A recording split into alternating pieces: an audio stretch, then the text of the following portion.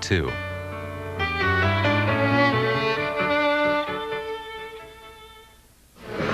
Now from Austin, Texas, remarks by Governor George W. Bush. Today he spoke with reporters about the end of his state's 1999 legislative session. In this 25-minute news conference, he talks about education, tax reform, and other issues.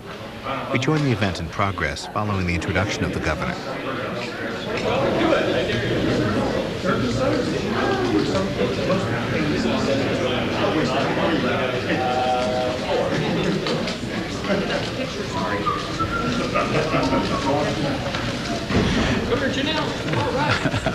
Good morning. It's good to see you, my friends. I hope that I wouldn't see for a while. For those of you who don't know me, I'm Rob Janelle. I'm chairman of the House Appropriations Committee, and I'm a Democrat. Governor Bush. How are you?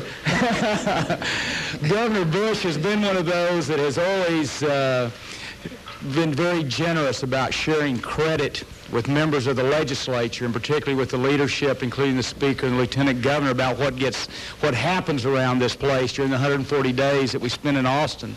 I'm here this morning to make sure that, because he deserves a lot of it, he gets the credit that he deserves for the terrific record he's compiled as being governor of the great state of Texas. I have a feeling in the next several months that the people of America are going to find out what the people of Texas know about Governor Bush. I worked closely with him in the last three legislative sessions. First of all, he's a person that sets out a clear legislative agenda. Legislators come to Austin knowing what his priorities are. I think one of the greatest things about him is he knows how to build consensus. You know, some leaders try to bully or they grandstand. Governor Bush works in a spirit of cooperation and respect for others. I've watched and personally know as how he tries to find common ground, areas where we agree, rather than pit people against one another or divide with harsh or strident rhetoric. Let me give you some examples of what we've done in the state of Texas just in the past 140 days. One, we have delivered the largest tax cut in the history of the state of Texas, and that is due in large part to the work of Governor George Bush. While we've given tax cuts, we've also provided for the largest increase in children's insurance, health insurance, probably in the United States and certainly in the state of Texas. When the oil and gas business was in a ditch this past winter and spring, while Washington talked about it, Texans did something about it. And through Governor Bush's leadership, we gave an emergency tax credit from our severance tax. Well, while we did that, we also increased 380 new child protective workers in this state. While we were deregulating the electrical and telecommunications industry in this state, we also gave, through his leadership, the largest increase in teacher salaries. I think you can see this balance of what people in the state, what the average person is going to benefit from his leadership. I've worked closely with the governor for the past 3 sessions on the budget. I'm proud of what we've done. We are a fiscally responsible state. We have clear priorities, and we fund them accordingly. During the last session, as we said, we have passed the 2 largest tax cuts in the history of the state of Texas.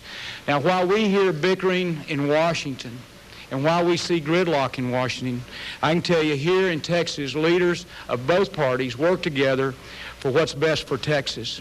A lot of that credit goes to the person that we know as the governor of the greatest state in the union, Governor George W. Bush. Governor? Thank you, Robbie. You bet. Mr. Chairman, thank you very much. I appreciate your wise leadership as well. Chairman Janelle is a Democrat, but first and foremost, he's a Texan and a friend. He and I have worked closely together over the last 3 sessions to set clear budget priorities, starting with public education. When we had money left over, we worked together to pass tax cuts, which we have done. After adjusting for inflation and population growth, since 1994, the state budget has grown by 3.6%. Let me repeat that. After we've adjusted for inflation and population growth, we've met the basic needs of the state of Texas, and our budget has grown over the past 6 years by 3.6%. That's as a result of the leadership of Chairman Rob Janelle, as well as Senator Bill Ratliff in the Senate. During my State of the State, I urged lawmakers, or informed lawmakers, that I thought a national spotlight would shine on Texas. That because of speculation about me and perhaps my future, that people would come down here and look at our state government in action. I asked them to seize the moment to show people across our nation, if anybody was paying attention, that people could come here for 140 days. People from both political parties could come to Austin for a brief period of time, 140 days out of every 2 years, focus on a few things, what's right for Texas, get the people's business done, and go home and live under the laws they passed. That's exactly what happened during the last 140 days. A lot of the credit of this successful session belongs to Lieutenant Governor Rick Perry, who did a fine job in the state Senate, and Speaker Pete Laney, who did an excellent job of managing 149 sometimes rebellious, always open-minded, very straightforward legislators. Democrats and Republicans worked together for what was best for our state. This is a successful and substantive legislative session. We met the basic funding needs. We substantially increased funding for our number one priority, the public schools of Texas. And we returned money to the folks who earned it, the taxpayers of our state. The clear results of this session will be better schools and lower taxes. I'm proud that Texas is leading the nation when it comes to improving our schools. We have raised standards, we have strengthened the accountability systems, and now we're funding early intervention to make sure that every child learns to read. Every child learns to read. And no one in this state gets left behind as we go into the 21st century. Legislators adopted a sweeping proposal to end social promotion in Texas schools by funding early intervention and teacher retraining programs. This afternoon, I'm going to go to San Antonio, where the first of the kindergarten teachers are being retrained in the most up-to-date science of reading. They're being retrained in the curriculum that we just enacted, in which phonics is an integral part of teaching our children how to read. Those teachers will literally have the future in their hands. This fall's kindergarten classes will be the first to benefit from the historic social promotion plan approved by the legislature. I also commend the legislators for adopting a balanced and responsible package of tax cuts and tax relief. The tax cuts and tax relief will total nearly $2 billion. For the scorekeepers, there's an additional $200 million taken out of the workers' compensation unspent balances that will be passed back to Texas businesses. We will reduce school property taxes. We will eliminate sales tax on over-the-counter medicines. We'll provide a 3-day sales tax holiday for back-to-school shopping. And we will encourage job growth by enacting business cuts, a research and development tax cut, a substantial change in our franchise tax that will literally fill hundreds of thousands of small businesses from having to pay the franchise tax, much less file the form. And we've eliminated the internet access tax in the state of Texas. Texas will see a lot of other positive results as well. As Rob mentioned, we enacted a children's health insurance program that will substantially increase the number of children covered by health care in the state of Texas. We will have cleaner air through reduced emissions from grandfathered plants. We'll have safer streets and neighborhoods by lowering the blood alcohol limit to drivers to 0.08. We'll implement the Spotlight program to pair police with probation officers in high-crime neighborhoods. And we'll require automatic detention for juveniles caught illegally carrying a gun and or committing a crime with a gun. This session will mean lower electric rates for people all across the spectrum. I want to compliment Senator Sibley of the Senate and member Steve Woolens of the House, one Republican and one Democrat, for enacting some of the most far-reaching electric deregulation of any state in this United States. I'm going to sign a parental notification bill that will involve parents in the major decisions of minor daughters. We've got enhanced welfare reforms. We funded additional child protective workers. We passed the Religious Freedom Restoration Act. and we began the process of restoring Texas courthouses. This is a session that we all can be proud of, both Republican and Democrat. The results will make Texas a better place for years to come. Any questions? Governor, the legislature was able to accomplish what it did because of the Texas economy and forecast for the next biennium. Would your commitment to education remain as strong if that had not been true and perhaps tax increases would have been necessary to do what was done? The facts are the facts. That given the state of the economy today, I prioritize public ed. But I've prioritized public ed ever since I've been the governor of the state. When I ran in '94 against Governor Richards, I said to the people of Texas, give me a chance. Give me a chance to make public education the #1 funding priority. We did so in the '95 session, we did so in the '97 session, we did so in the '99 session. Whether the economy was good or bad, it's important at the state level to prioritize public education. Governor, with all this bipartisan goodwill and accomplishment, why would you want to go to Washington? That's what my mother asked. I am going to test the waters, Mike. We've just finished the legislative session. I'm going to start traveling the country. As I said when I announced my exploratory committee, I want to make sure that we're prosperous in America. But I want to make sure prosperity has a purpose. The purpose of prosperity is not only to allow entrepreneurs and newly arrived to America to realize their entrepreneurial dreams. The purpose of prosperity also is to make sure America is strong so that we can seize the moment and enhance the peace. But prosperity without a purpose is simple materialism, simply materialism. And so it's important for us to educate children to make sure people don't get left behind. It's important to rally the armies of compassion to make sure people can find help in the neighborhoods. It's important that as we head into the 21st century, that prosperity be purposeful and meaningful. And so that's why I'm considering the run. Yes, sir. Governor, you just said you're going to test the waters. Are you fully committed to a run for the presidency? I'm fully committed to start traveling the country. And I'm here for another, I think, 10 days or 11 days. And then I'm going to start traveling around. And I want to look people in the eye and shake their hands and let them know what's on my heart and hear what they have to say as well. I've had a pretty good indication that behind the polls there's some pretty good support. Evidently, the financial operation seems to be going well. There's a lot of work to do, but I look forward to starting to move around the country and to feel the pulse myself. Yeah. What would it take for you to make up your mind? As you said, the support is there. You talking financial, to me? No.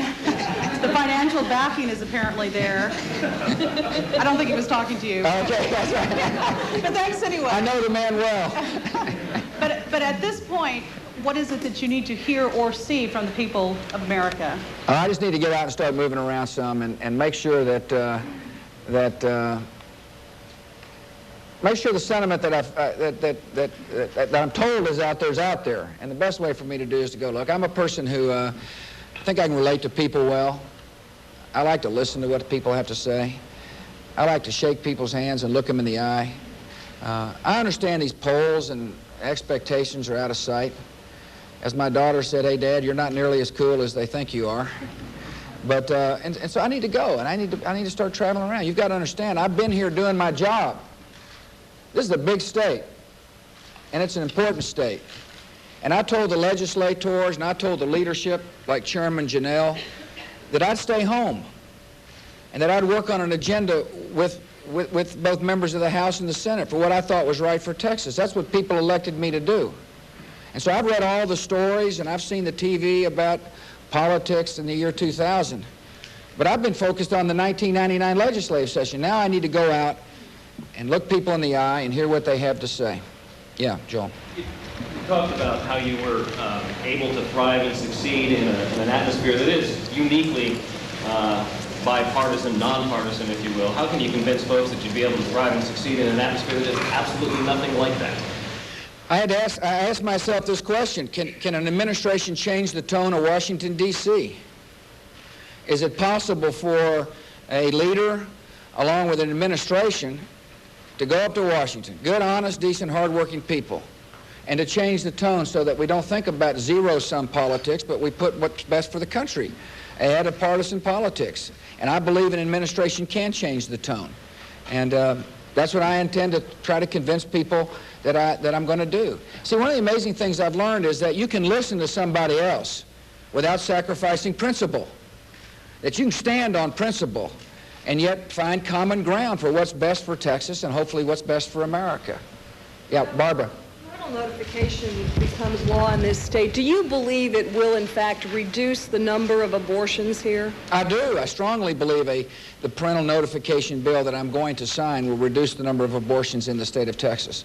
And secondly, I think it's important for me to sign law that encourages parents to be involved with a major decision of a minor daughter. I think it's a parental rights issue as well. Yeah, Mike. Governor, how do you think it will reduce the number of abortions by telling kids they either have to go to their parents or go to a judge? Because I think, first of all, I think in other states it's been proven that it works. That for a child to know that at some point in time they're going to have to consult with their mom and dad may make them think twice about getting an abortion. And remember, there are other options available for children in Texas, such as adoption. Adoption, as I've said oftentimes, is the loving alternative to abortion. Yeah, Jim? Governor, you kept a measured distance from the hate crimes bill. What is it you don't like about hate crimes legislation? Is there something in particular? First of all, let me make this so you understand. I condemn all hate and prejudice. And I'm proud that our laws in Texas are tough. And we treat people, we treat people according to the law. As a matter of fact, I think it's important for people who, from the outside, who follow this debate to understand that the killer of Mr. Byrd is going to get the death penalty in the state of Texas. That's about as tough as a state can get, and I strongly applaud the jury's verdict. This was an emotional debate that took place. There are some, and me included, who worry about treating one victim differently from another victim. How do you distinguish between victims? In my judgment, we ought to treat all people the same under the law. And that's why the debate turns so emotional here in the state of Texas. Yeah. Governor, the border region has high expectations this session, in part because of all the attention it received in the campaign. Their major issue was infrastructure, and they identified about $1 billion in highways and roads. And they expressed some disappointment that you didn't support them more on that issue. On the Garvey bond issue? Yes. Well, as you know, the Garvey bond issue ran into a roadblock in the House of Representatives. There was some concern about bonded indebtedness. So what I've done is I've talked to the highway commissioners, particularly Chairman Laney, to make sure that the border infrastructure initiatives, particularly in El Paso, receives the priority that it deserves. And I think you're going to see that they will prioritize those projects in El Paso, Texas. But the idea of bonding future revenues did receive a welcome in the Senate, but in the House, I think there was deep concern over it. I just don't think it could have passed at all, Gary. I think you ought to ask Chairman Janelle about that. But now, let me talk about a colonialist bill that I signed. I just met with NADBank representatives this morning about making sure that we use NADBank money, the bank that was set up initially when NAFTA was imposed, to provide hookups for people who live in the colonias. For the first time in our state's history, we now have an ombudsman located in the Secretary of State's office to coordinate services and monies to improve the lives of people who live in the colonias. This would be a substantial development along the border. Secondly, I believe that our priority on public ed is going to help border communities. I think if you look at the Tier 3 debt repayments, a lot of communities along the border are going to see significant property tax relief as that debt has been repaid. In particular, in San Antonio, as you know, there is the health initiative, $50 million in the budget to fund the border health initiative on the border. El Paso, what did I say? San Antonio. Excuse me, El Paso. No wonder you look panicked. I was hoping it was San Angelo. Yes, right. Yeah, Ron. What good is a tax cut that reduces taxes maybe $50 on a $100,000 home? Money that goes away as soon as you have a reassessment of the property value. And specifically, if you were president now, what tax reform or tax cut would you propose nationally? Well, first I'm going to lay out a tax proposal on my time agenda. And your first question was, what is it? Tax cut that's eaten away by reassessment? Well, Let me talk about the tax cut we did last time, for starters. We increased the homestead exemption by $10,000 on every home in the state of Texas. It penetrated, the homestead exemption increase penetrated the freeze, homestead exemption freeze, on the elderly in the state of Texas. So their taxes were permanently reduced. Permanently reduced. The homestead exemption increase of $10,000 when applied to a $40,000 home was a 25% property tax reduction. Now that may not seem a lot to people who've got million-dollar homes. It was a lot to the people we helped during the last legislative session. There's an average rate rollback of 6% in this bill. A lot of the property tax reduction will occur as a result of repayment of old debt, which will be permanent and reduce the rates permanently. We've also got what's called a 3-6 plan to make sure that rates stay down. In other words, you can't raise rates more than 3% without a vote of the people. Secondly, had we not reduced property taxes, the baseline of the budget would have increased by the amount of tax, by amount of the reduction. I think it's very important, if you're a fiscal steward, if you're fiscally conservative of the people's money, to understand that monies passed back to the people is also monies that won't be spent on new programs. Never does government reduce the baselines of the budget. We always inherit the baselines of the budget from the last legislative session. So there's approximately $3 billion worth of baseline reductions over the last 2 biennium. How long can you go along saying, I'll introduce programs, Well, surely I can keep saying that until I have a chance to get out and start campaigning. The campaign's already started.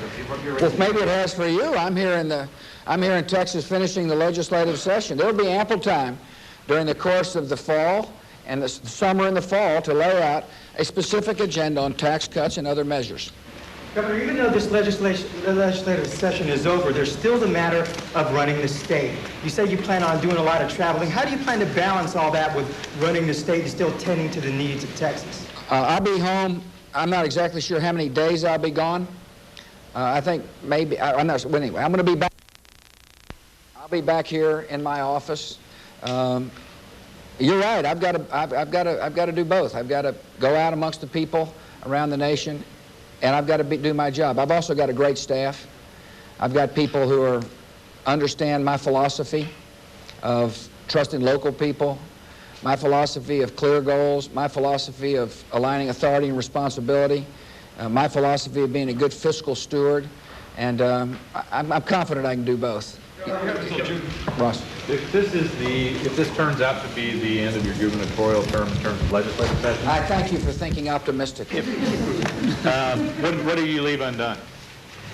Well, let me answer that question if you're right. His question was if this is my last term. Well, it may not be my last term. The people may not like what they see. So they may send me back here, in which case that'll be the State of the State address in the year 2001. Yeah. Governor, it seems everybody in Texas believes you are running for president. You say that you're out there testing the waters. Are you really being completely honest with the voters when you say I just really haven't made up my mind yet? I'm just out there traveling the country. I've been completely honest with the voters when I say that I have been here doing my job in Texas, and that my focus has been on the legislative session. Last Saturday, I was in my office back here nearly all day long, wondering whether or not we were going to get an education bill, whether or not we were going to have a significant tax cut. I had members from both parties, from both chambers, sitting in my office, worrying about whether or not we were going to achieve, the objectives. And my focus has been on Texas. Others have been looking around the country. But I'm fixing to leave, and I'm looking forward to it. I know I'm late to particular states. I know I've got a lot of work to do. I know expectations are high, but that's okay. I'm a battler. I like to battle, and so I'm looking forward to going. Yeah. A lot of people in Iowa, they say, we know he comes from a good family, but we don't know much about him. When you go out on the campaign trail, why will you tell people you should be president? Well, first of all, they say they don't know much about me. I think people know a little more about me than you give people credit for. As you said, they know I've got a great mother and dad, for which I'm most proud. They're going to learn soon I've got a great wife. They're going to learn I love my children, and I know the most important job a mother or dad will ever have is to be a good parent. They'll know that I've been the leader of the second largest state in the union, they'll know that I have set clear goals and work together with people from both political parties to achieve the goals. I think they're eventually going to learn that I'm a tax cutter, that I care about education, that I feel passionately about making sure we don't leave people behind. But I've got a lot of work to do. I know, I understand that, but that's okay. There's time. There's time for me to go out and shake hands and look people in the eye. When you go out and shake hands, first place you're going to go is Iowa. And when you hear what those people have to say, when we go there and talk to them, parochial issues there include ethanol and include vertical integration of agriculture. Do you have any concerns about vertical integration of agriculture? And what's your position on ethanol so that they know? Why don't we wait till I get up there so I can make news up there? One of the things I don't want to do is preempt your colleagues in Iowa. I will have a strong statement on that subject when I get up to Iowa. And listen, I want to thank you all for coming. It's good to see a lot of faces I haven't seen before. I'm sure you're going to get tired of me, but I will never get tired of you. You say that now. You did it, Wayne.